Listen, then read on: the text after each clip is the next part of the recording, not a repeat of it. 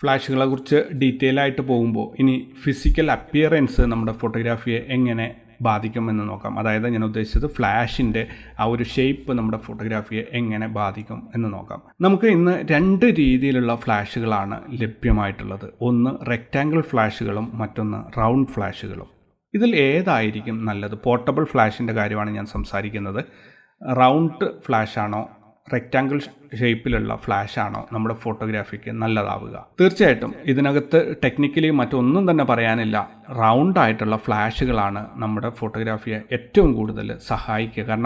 കാരണം റെക്റ്റാങ്കിൾ ഫ്ലാഷുകളുടെ കോർണറിൽ പ്രകാശം ഒരു പ്രത്യേക രീതിയിലായിട്ട് പോവുകയും അതുമൂലം ചിത്രത്തിൽ അല്ലെങ്കിൽ നിങ്ങളുടെ ഫ്രെയിമിൽ ആ ഫീൽഡിൽ പതിക്കുന്ന വെളിച്ചത്തിൽ പല ഭാഗങ്ങളിൽ വ്യത്യാസം ഉണ്ടാവാനും സാധ്യതയുണ്ട്. അതേസമയത്ത് റൗണ്ട് ഷേപ്പ് ഫ്ലാഷ് ആണെങ്കിൽ അത് കൃത്യമായിട്ട് എല്ലാ ഭാഗത്തേക്കും റൗണ്ടായിട്ട് തന്നെ ഡിസ്ട്രിബ്യൂട്ട് ചെയ്തു പോകും. അതുകൊണ്ട് നിങ്ങളുടെ ചിത്രത്തിൽ ഈക്വൽ എമൗണ്ട് ഓഫ് ലൈറ്റ് ആയിരിക്കും എല്ലാ ഭാഗത്തും എത്തിച്ചേരുക. അപ്പോൾ നിങ്ങൾ ഫ്ലാഷ് വാങ്ങാൻ ആഗ്രഹിക്കുന്നുണ്ടെങ്കിൽ, ഫിനാൻഷ്യലി നിങ്ങൾ ഓക്കെ ആണെങ്കിൽ ഒരു റൗണ്ട് ഫ്ലാഷ് വാങ്ങാൻ വേണ്ടി ശ്രമിക്കുക. ഇതൊരു നിർബന്ധമുള്ള കാര്യമൊന്നുമല്ല. നിങ്ങൾക്ക് സാധിക്കുന്ന രീതിയിൽ ഒന്ന് നന്നായിട്ട് ഇതിനെക്കുറിച്ച് ഗവേഷണം നടത്തുക, അല്ലെങ്കിൽ നന്നായിട്ട് റെഫറൻസ് നോക്കുക. അതിനുശേഷം തീരുമാനം ഓക്കെ ആണോ എന്ന് അറിഞ്ഞതിന് ശേഷം അല്ലെങ്കിൽ മനസ്സിലാക്കിയതിന് ശേഷം മാത്രം നിങ്ങൾ റൗണ്ട് ഫ്ലാഷ് വാങ്ങാൻ ശ്രമിക്കുക. നിങ്ങളുടെ തീരുമാനമാണ് നിങ്ങൾ നടപ്പാക്കേണ്ടത്.